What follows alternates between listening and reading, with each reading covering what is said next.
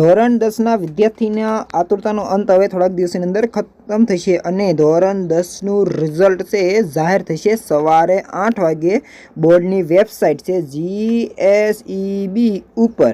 તો આજના વિડીયોમાં હું તમને તમારા મોબાઈલ ફોનની અંદર રિઝલ્ટ જોતા શીખવાડીશ સૌથી પહેલાં અને સૌથી ઝડપથી, અને એ પણ મિત્રો શું કહેવાય છે નવી રીતથી। જુઓ, રિઝલ્ટ જોવાની બે રીતો છે, એક વેબસાઇટ ઉપર ને એક વોટ્સએપ ઉપર। તો બંને રીતો આજના વિડીયોમાં હું શીખવાડવાનો છું।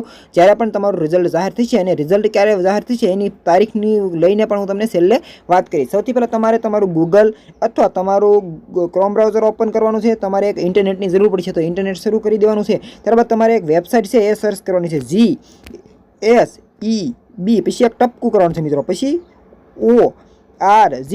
જો આવું ન કરવું હોય તો એની લિંક છે ને ડિસ્ક્રિપ્શનમાં આવું ડાયરેક્ટ જ્યારે રિઝલ્ટ આવે જાહેર થશે ને ત્યારે તમે રિઝલ્ટ જોવાના પેજ ઉપર પહોંચી જશો। તમારે બીજે ક્યાંય નહીં જવું પડે, અને એ ગુજરાત બોર્ડની ઓફિશિયલ જ વેબસાઇટ છે, કોઈ મારી ઘરની કે અન્ય વેબસાઇટ નથી મિત્રો। રિઝલ્ટ જોવાની ફાઇનલ અને ઓફિશિયલ વેબસાઇટ છે, અને એ કોપી કરીને હાંસવીને પણ રાખી શકો અને વોટ્સએપ દ્વારા પણ રિઝલ્ટ જોઈ શકો છો। તો બંનેમાંથી કે તમારે કેમાં જોવું જોઈએ એ પણ તમને કહે કે કેમાં ફાયદો પડશે।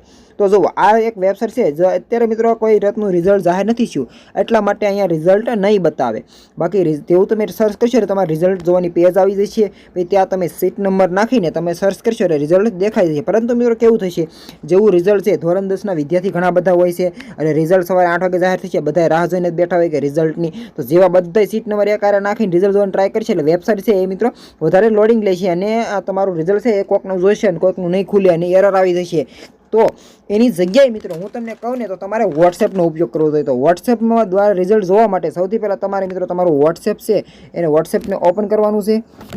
ભાઈ તમને એક નંબર છે એ જે તમને નંબર કહું છું એ નંબર તમારે મિત્રો સેવ કરવાનો છે। નંબર તમને આ કંઈ લખીને આપું છું, જુઓ 6357 એક એ નંબર છે 6357 300 971। પછી અહીં જો આવી Gujarat higher secondary education board ત્યાં જવાનું, એની સાથે ચેટ કરવાની છે। ચેટ કરવા માટે માત્ર તમારે કાંઈ નથી કરવાનું, કશું જ નથી, રિઝલ્ટ જોવાની સૌથી સરળ રીત આવડી હશે। નંબર સેવ કરી લો વોટ્સએપમાં, પછી તમારો સીટ નંબર હોય, માની લો કે C, પછી 54 23 આવો સીટ નંબર છે, મને ખ્યાલ નથી, આ તો જસ્ટ કહું છું। તો બસ એટલું એને મેસેજ કરી દો, તો મેં મેસેજ કરી દીધો। મેસેજ કરશો ને એક 15 થી 20 સેકન્ડની રાહ જોશો એટલે રિપ્લાયની અંદર તમને રિઝલ્ટ મળી જશે। પણ ક્યારે? જ્યારે રિઝલ્ટ જાહેર થશે ત્યારે। તો નંબર છે એ પણ હાંસવીને રાખજો। નંબર તમને મેં કહી દઉં તો નંબર શું છે, જો અહીંયા દઈ દઉં એક વખત તમને ફરીવાર 6357 300 971 એનો ઓફિશિયલ વેબસાઇટનો નંબર છે। તો બસ એ નંબર સેવ કરીને મેસેજ કરશો એટલે ઝડપથી તમે રિઝલ્ટ સૌથી ફાસ્ટ જોઈ શકશો। એટલે વોટ્સએપ દ્વારા રિઝલ્ટ જોવું સૌથી સરળ છે વેબસાઇટ કરતાં।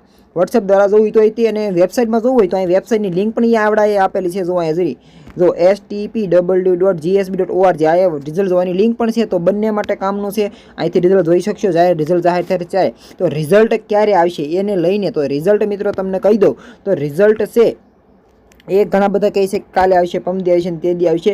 રિઝલ્ટ મિત્રો જ્યારે આવશે ત્યારે જ આવશે, બાકી કોઈ કહેવાથી કોઈ વહેલું રિઝલ્ટ કે મોડું રિઝલ્ટ નહીં આવે। હું કહું કે પમદી આવશે કે આજે આવશે એ કાંઈ લેવા દેવા કોઈને ખબર ન હોય। રિઝલ્ટ છે ગુજરાત બોર્ડવાળા જ્યારે જાહેર કરશે પરિપત્ર ત્યારે જ રિઝલ્ટ આવશે।